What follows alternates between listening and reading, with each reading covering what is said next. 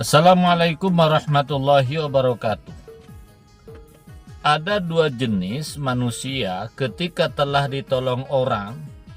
Yang pertama, ada yang seperti orang buta yang biasa menggunakan tongkat. Ketika tiba-tiba sembuh, matanya melek seperti biasa, tongkatnya dibuang. Yang kedua, ada orang yang seperti hujan. Dia menggunakan payung supaya tidak kehujanan. Ketika hujannya sudah reda, payung tetap disimpan sebagaimana mestinya. Dua jenis ungkapan ini menggambarkan yang pertama, kalau orang yang tidak tahu berterima kasih ketika telah mendapatkan pertolongan, maka yang menolongnya itu langsung dijauhi, dibuang, dicampakkan seolah-olah tidak butuh lagi. Itu gambarannya adalah si buta yang menggunakan tongkat tadi. Terlalu banyak dalam kehidupan nyata. Kita misalnya sebagai kandidat apapun, apa BPD, kepala desa, legislatif dan segala macam, kita telah dibantu oleh orang lain. Begitu terpilih, kita lupakan. Orang yang kaya dibantu oleh karyawan orang miskin. Ketika dia jaya, dilupakan. Begitu juga kita sebagai orang biasa-biasa, pernah dibantu orang. Yang membantu itu kita campakkan ketika kita tidak butuh lagi. Harusnya kita seperti orang yang kehujanan menggunakan payung. Ketika hujan sudah reda, payung tetap disimpan.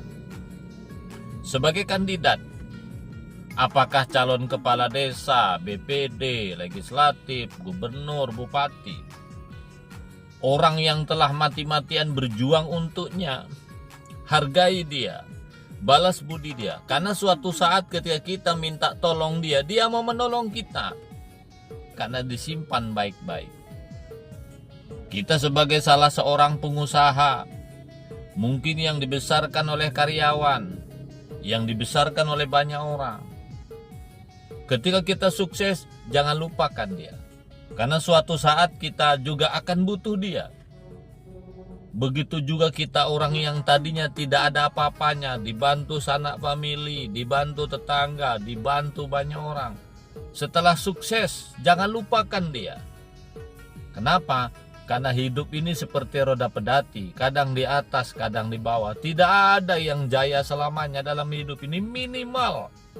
Sekaya apapun kita akan mengalami kematian. Mati tidak mungkin berjalan sendiri ke kuburan. Mati tidak mungkin masuk sendiri ke dalam liang lahat, tapi butuh pertolongan orang lain. Sahabatku, mari kita jangan seperti orang buta, yang kadang-kadang ketika kita sembuh, maka tongkatnya dibuang. Dia merasa tidak akan buta lagi, padahal belum tentu. Suatu saat jangan-jangan masalah itu datang juga pada dia. Sahabatku, mari kita tetaplah berbuat baik ketika kita sudah jaya. Kenapa? Karena tidak ada yang tahu nasib kita ke depan.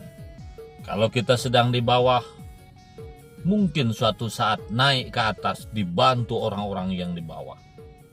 Ketika kita sedang di atas, ingat siapa yang mendorong kita sampai pada posisi puncak. Dan harus sadar, suatu saat kita akan kembali turun ke bawah. Tentu salah satunya adalah kita akan sakit, kita akan menjadi tua, dan pada akhirnya kita akan masuk kubur. Dan mereka-merekalah yang akan mendoakan kita, mensolatkan kita. Ingat, doa orang yang dizolimi itu dikabulkan Allah Subhanahu wa Ta'ala. Mudah-mudahan jadi renungan. Wassalamualaikum warahmatullahi wabarakatuh.